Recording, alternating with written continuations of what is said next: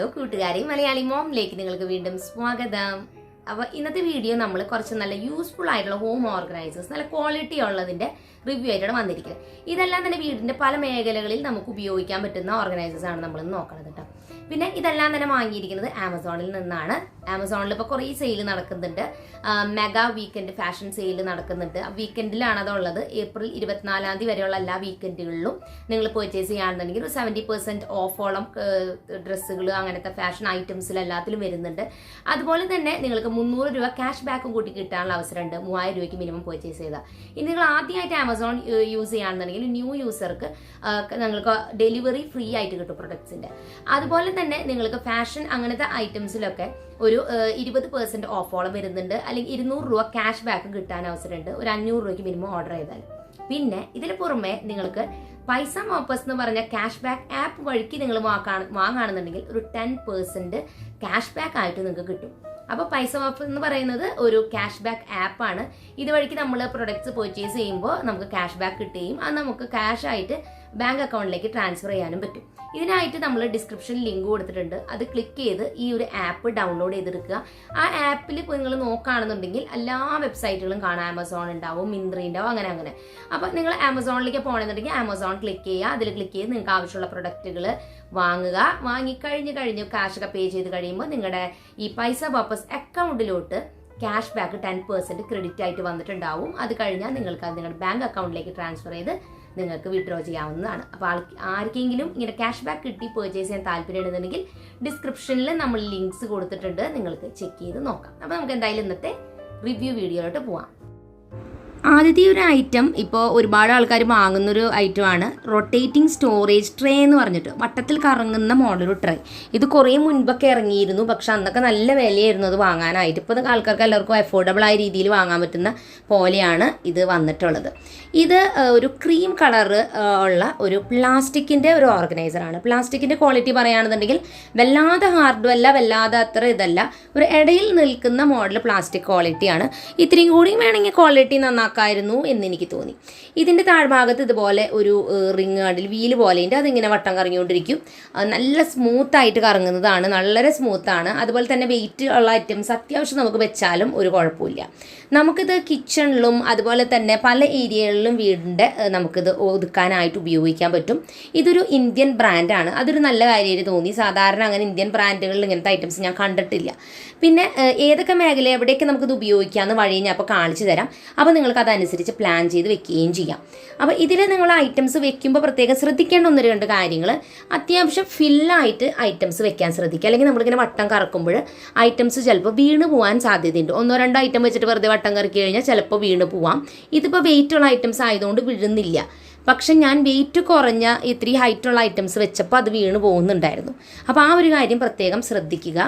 അതുപോലെ തന്നെ നമുക്കിത് മെയിനായിട്ടും ഉപകാരപ്പെടുക എപ്പോഴാണെന്ന് വെച്ചാൽ ഇപ്പോൾ നമ്മൾ കിച്ചണിലൊക്കെ ചില ഷെൽഫുകൾ ഇത്തിരി ഹൈറ്റിലായിരിക്കും. നമുക്കത് എല്ലാം കാണാൻ പറ്റാത്ത പോലെ ബോട്ടിൽസ് ഇരിക്കണേന്നുണ്ടെങ്കിൽ ഇത് വട്ടത്തിൽ കറക്കുമ്പോൾ നമുക്ക് ആ നിന്ന പൊസിഷനിൽ നിന്നുകൊണ്ട് തന്നെ ഐറ്റംസ് എടുക്കാൻ പറ്റും പെട്ടെന്ന്.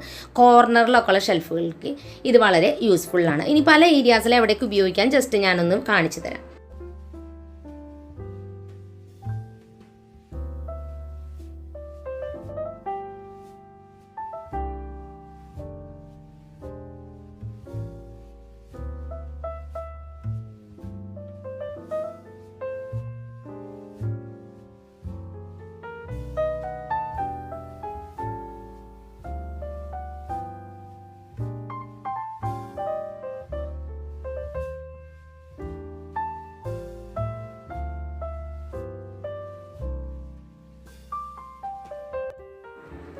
അപ്പോൾ ഇത് ശരിക്കും പറഞ്ഞാൽ എത്ര ഐറ്റംസ് വേണമെങ്കിലും ഇത് വെക്കാം കേട്ടോ. അതും കുറച്ച് സ്പേസ് മതി. അതും ഇതിങ്ങനെ കറക്കി ഉപയോഗിക്കാൻ പറ്റുന്നതുകൊണ്ട് തന്നെ പെട്ടെന്ന് നമുക്ക് ഐറ്റംസ് എടുക്കുകയും ചെയ്യാം. അപ്പോൾ ഇപ്പോഴത്തെ ഒരു ഇതിൽ ഞാൻ അത് കുറേ ദിവസമായിട്ട് യൂസ് ചെയ്തിട്ട് എനിക്ക് നല്ലതായിട്ട് തോന്നിയിട്ടുണ്ടായിരുന്നു. വഴി എൻ്റെ അഭിപ്രായം ഞാൻ പറയുകയും ചെയ്യാം.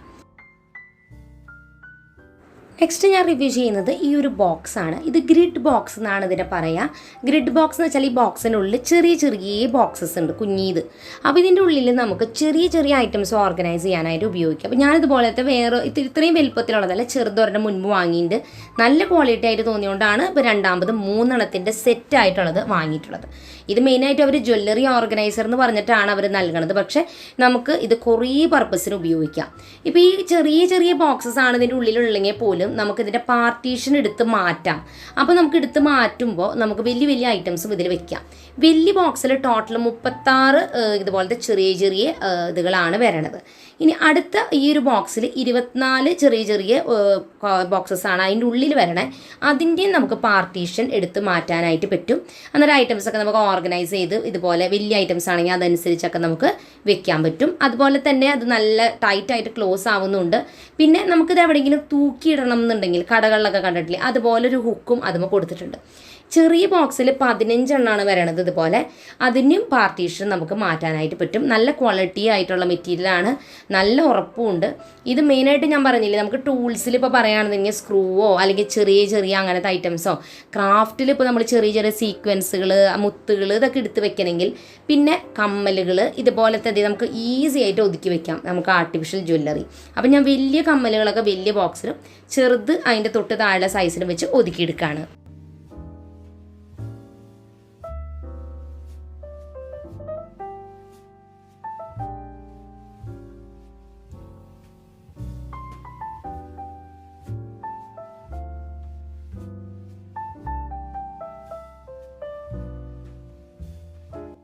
അപ്പോൾ അങ്ങനെ ടോട്ടൽ എൻ്റെ കയ്യിൽ 4 ബോക്സസ് ഉണ്ട്. ചെറിയ സ്റ്റഡ് വെക്കാൻ ഒരെണ്ണം, അതിൻ്റെ അടുത്ത സൈസ്, അങ്ങനെ അങ്ങനെ അതനുസരിച്ചാണ് ഞാൻ വെച്ചിരിക്കുന്നത്.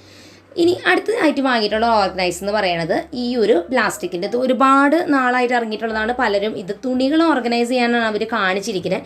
പക്ഷേ ആ പർപ്പസിനേലും എനിക്ക് നന്നായിട്ട് തോന്നിയത്, തുണികൾ എന്ന് വെച്ചാൽ ചെറിയ ചെറിയ തുണികൾ എന്തെങ്കിലും അങ്ങനത്തെ ഉണ്ടെങ്കിൽ എനിക്ക് നന്നായിട്ട് തോന്നിയത് ചെറിയ ചെറിയ ഐറ്റംസൊക്കെ ഒതുക്കാൻ വേണ്ടിയിട്ടാണ്. പ്രത്യേകിച്ച് സ്റ്റേഷനറി, ക്രാഫ്റ്റ് ഐറ്റംസ്.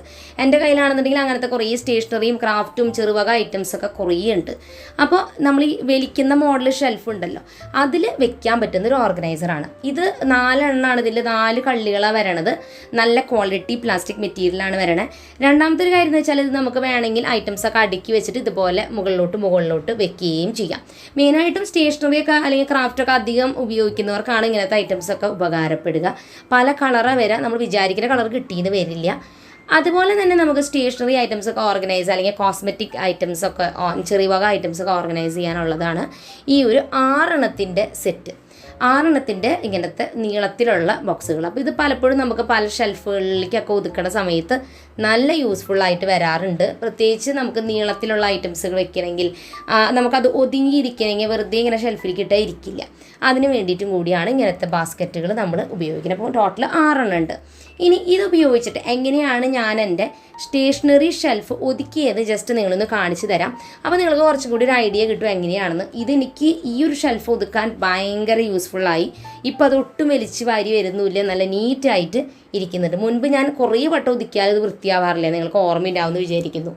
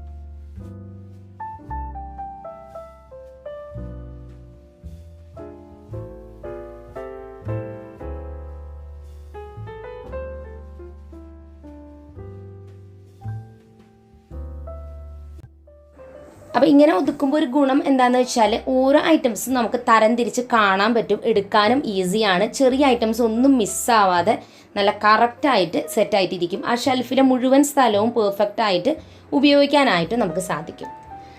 അടുത്തതായിട്ട് നമ്മൾ വാങ്ങിയിട്ടുണ്ടായിരുന്ന ഒരു ഓർഗനൈസർ, ഇത് വളകളൊക്കെ ഓർഗനൈസ് ചെയ്യുക, അല്ലെങ്കിൽ വളകൾ, ബ്രേസ്ലെറ്റ്, ഇതൊക്കെ ഓർഗനൈസ് ചെയ്യാൻ പറ്റുന്ന നല്ല രസമുള്ളൊരു സംഭവമാണ്. ഇതിങ്ങനെ വട്ടത്തിൽ കറങ്ങുകയും ചെയ്യും, അധികം വിലയും വരുന്നില്ല. പ്രത്യേകിച്ച് ഞാൻ വാങ്ങിയത് മക്കളുടെ ചെറിയ ചെറിയ വളകളൊക്കെ ഓർഗനൈസ് ചെയ്യാനാണ്. ഇതെങ്ങനെയാണ്, ഇത് നമുക്ക് ഇതുപോലെയല്ല കിട്ടുക, ഇത് നമ്മൾ ഇതുപോലെ ഇൻസ്റ്റാൾ ചെയ്തെടുക്കണം. അതെങ്ങനെയാണ് ഇൻസ്റ്റാൾ ചെയ്തതെന്ന് ജസ്റ്റ് ഒന്ന് കാണിച്ചു തരാം.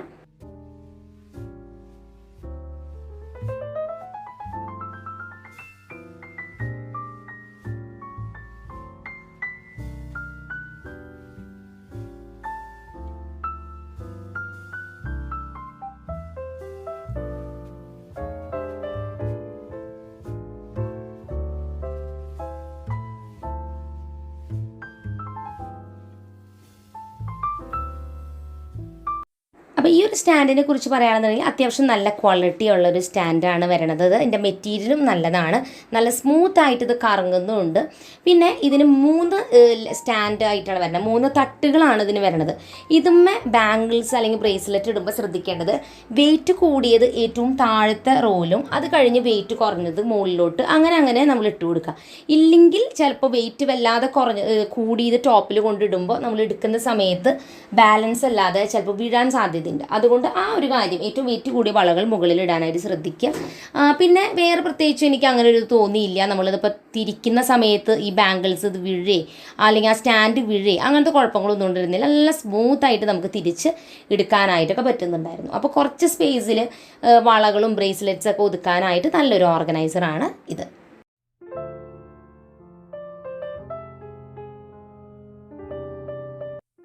നെക്സ്റ്റ് നമ്മൾ റിവ്യൂ ചെയ്യുന്നത് ഈ ഒരു ഓർഗനൈസറാണ്. ഇത് ഞാൻ മുൻപും എൻ്റെ ഡ്രസ്സുകളൊക്കെ ഓർഗനൈസ് ചെയ്യാൻ വാങ്ങിയിട്ട് ഷെയർ ചെയ്തിട്ടുണ്ട്. ചേട്ടൻ്റെ ഡ്രസ്സുകളും ഇങ്ങനത്തെ ഒരു ഓർഗനൈസറിൽ ഒതുക്കണം. അപ്പോൾ ഞാനിത് മക്കളുടെ റൂമിലേക്ക് വേണ്ടിയിട്ട് സെലക്ട് ചെയ്തിട്ടുള്ള ഒരു ഓർഗനൈസറാണ്. ഇത് മെയിനായിട്ടും കാർഡ്ബോർഡ് മെറ്റീരിയലിൽ വരുന്ന, കാർഡ്ബോർഡുമ്പോൾ തുണി കൊണ്ട് അവർ കവർ ചെയ്തൊരു മെറ്റീരിയലാണ്. ശരിക്കും പറഞ്ഞാൽ നമുക്ക് ഉണ്ടാക്കാൻ അറിയാമെന്നുണ്ടെങ്കിൽ എളുപ്പത്തിൽ ഇത് ഉണ്ടാക്കിയെടുക്കാം. ഇനി അങ്ങനെയൊന്നും പറ്റാത്തവർക്ക് ഇത് വാങ്ങുകയും ചെയ്യാം.